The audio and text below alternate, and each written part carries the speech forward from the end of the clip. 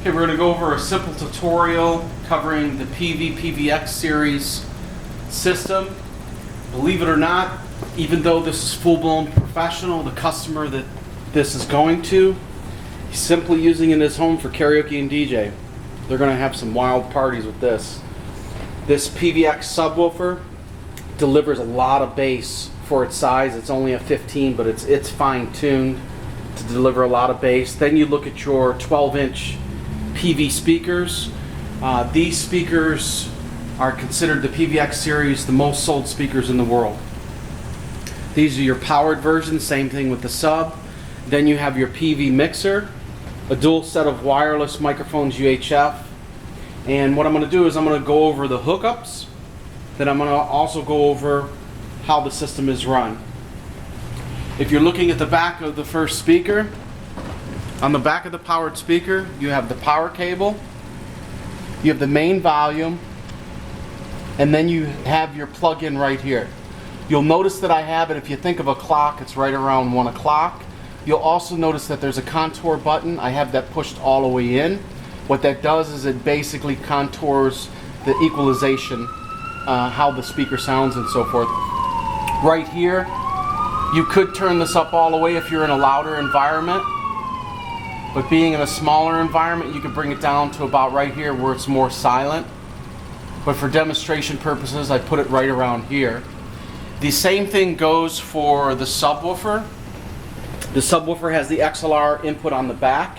Then it also has the it has a 1/4-inch input as well if you ever want to use it that way. It has your main volume knob. Then it also has a crossover, and it's pretty much set at this point. When you're looking at your mixer, we're going to go with the hookups first. You have your left and right. This goes directly to your speakers.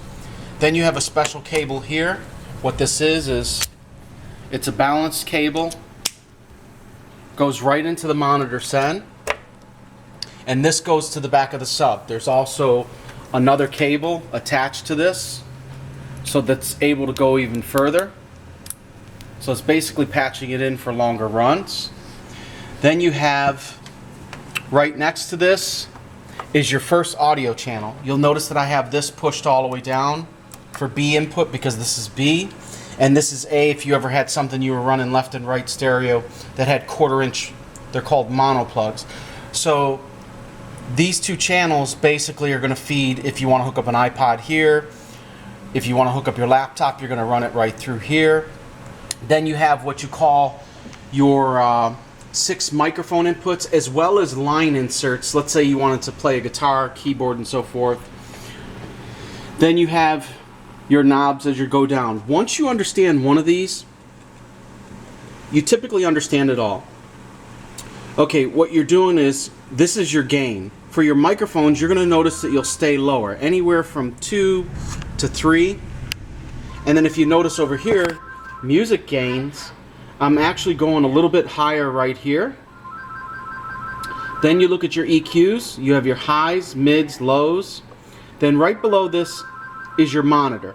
That's what we're talking about right here. This is this sub that's plugged in here for this purpose on this mixer.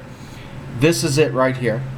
That's if you wanted to put that subwoofer in. You're really never going to use it for any of the microphone inputs, but you will use it for the music. So you'll bring it in, and then when you need to bring the music all the way down, you're going to bring both of these down. Because there'll be times where you're playing, you have this up, and then you want to turn the music down, and you forget to turn the sub down. So that's one thing you have to remember. Just below this is your effects. You'll notice that we use them on the microphones, but we're really not using them on the music. Then you'll notice the channels that you're not using, I basically zeroed them all out. So I turned them all down. You could always turn that up if you need to. You have your microphone 1 and 2, the wireless, that's patched right into the back. XLR's here and just one power cord. You have 2 antennas, and these are rechargeable. So you just go ahead and set it down. You'll notice as you're recharging, it's going to turn red. Once it's fully charged, it'll probably go green. When you're talking, check 1, 2, you're going to have the AV level, or actually audio frequency level. Then you have your main power, or not your main power, but your main volume right here. and it's right around 12 o'clock. You really don't want to go further than that, but that's pretty simplistic when it comes to that. Now as you look down here, you have these gray knobs, which is called pan. What that is stereo, left and right. You typically just always leave it right here. Then below this you have what's called clip lights or mute. So you could mute these. Typically when you're doing, if you have one singer up and you're not using the second one, mute it. I realize that you may end up forgetting to unmute it, but as long as you get used to this, this is a great feature to use to make sure you have it muted on the channels that you're not using. So I have it muted on all these channels. And then like I said, whichever, if you're using both of them, keep them unmuted.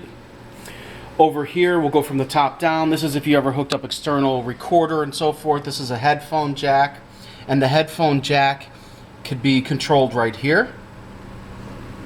Then you have your effects station. You could basically mess around with different rooms and so forth. We set it for a neutral room that seems to work pretty good, but in different environments you may want to change it and see how it goes and so forth. Then you have what's called a time. This is actually like a time delay. So the more you increase this, the more that you're going to hear the echo repeat itself, the less it's going to be a tighter. Right here is a monitor send. All this is just the master volume for your monitors. Then you have your effects send. All that is the master volume for your effects, and you typically just leave it right there. Then below this you have what's called phantom power. Make sure that's not on. That's for certain type of microphones like condenser mics and so forth, which you most likely will not use. Then below here you have a contour button. Make sure that's always in, because that is also contouring the equalization of the system. Then you have your mains. You'll notice that it goes up to 0 and then it starts going plus dB as opposed to minus. But for you basically want to make sure you go to 0. If you're in a small room and you just want to play music and keep it low, you can keep the volumes down low here. But most often when you're doing full blown, you want to make sure. So when you're doing karaoke, it's going to be a little bit different. You're going to have your master volume here. Then you're going to have your music volume that's going to steadily come in, and I would tell you, don't ever really go past 0. And one of the things I want you to remember when you're using this is a very efficient board. It's actually more efficient than a lot of other boards out there. So what happens is it's running, and you'll see the dBs here as it goes up. Even if this isn't high, which you want to stay out of the yellow for the most part, what you always want to do is you want to go to the back of your speakers if you're playing really loud and watch this. You want to make sure that's in the solid green. Same thing for the subwoofer. I would tell you to vacuum this or use the air spray occasionally and so forth. You know, if you have it up against the wall, just make sure you sometimes put a fan over there to cool it down. Just always make sure you watch the equipment, and you'll have it for a long time. You have the laptop cable. This is just a demonstration. This one has an isolator on it, and then it goes into the headphone jack of your laptop, and that's how you run the laptop through the system. There again, it's pretty simplistic. When you're doing the karaoke, you're basically going to take your own laptop, you'll do your video out to the TV, set it up, the audio, set that up, all the audio runs through the system, and the video will run through the TV. And then when you're DJing, one of the things I mentioned earlier is if you have a larger crowd and you want to make it louder, go ahead and turn this all the way up. You'll notice, if you could hear it, it sounds louder. It's going to let more noise through it the higher you bring it up. That's why I always recommend going a little bit lower, staying that way, especially when you're doing karaoke. In fact, doing karaoke, it'd probably be best to have it right around here. You could adjust it, play around with it, see what works best for that particular room. Of course, you have other things that go with the system, such as your speaker stands. You have over here, there's the speaker stands. You have microphone stands. These are clutch releases. You have bags to hold the mic stands in and so forth. You have the LED cooling fan, extra cables and so forth. And that pretty much, that's your full system.